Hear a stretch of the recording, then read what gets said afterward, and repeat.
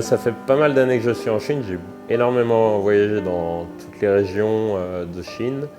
Et il y a vraiment énormément de différences dans chaque région et selon les saisons. Ils varient énormément. Oui, et alors je ne sais pas le nom exact, c'est les dumplings qui sont les xiaolongxia et les dumplings qui sont cuits à la vapeur et ensuite cuits sur l'huile sont vraiment excellents. La cuisine de Shanghai est vraiment très bonne selon l'été. L'hiver, c'est pas la même.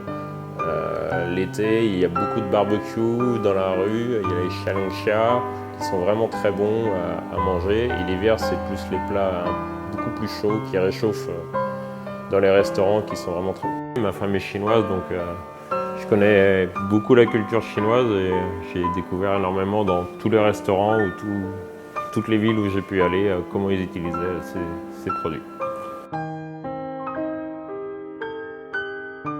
Bien sûr que oui, après tant d'années à Shanghai, j'aurais jamais pu faire ces recettes si je n'avais pas été aussi longtemps à Shanghai.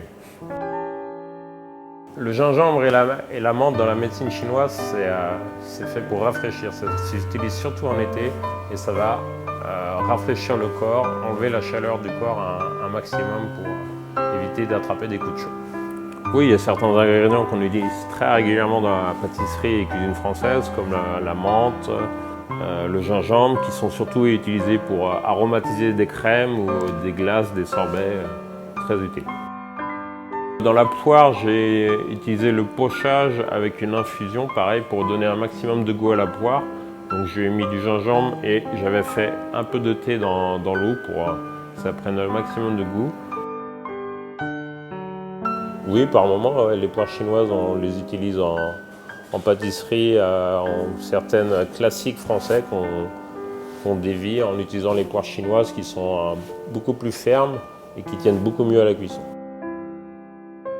On a utilisé de la menthe pour infuser le lait dans la sauce au chocolat, pour parfumer le chocolat. En étant pâtissier, on utilise énormément les techniques françaises quand même, donc s'il faut faire des pâtisseries, on est obligé quand même de rester sur certains produits de base de pâtisserie qu'on ne peut se dispenser, comme le chocolat, la crème, le beurre, le lait par exemple, qui sont très utiles en pâtisserie.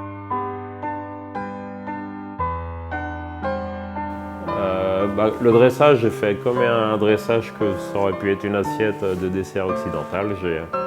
J'ai utilisé les couleurs, les volumes et donné un maximum de profondeur au produit. Bien entendu, je referai cette expérience, je réutiliserai, comme j'ai déjà utilisé préalablement des produits chinois, bien entendu, je referai ça.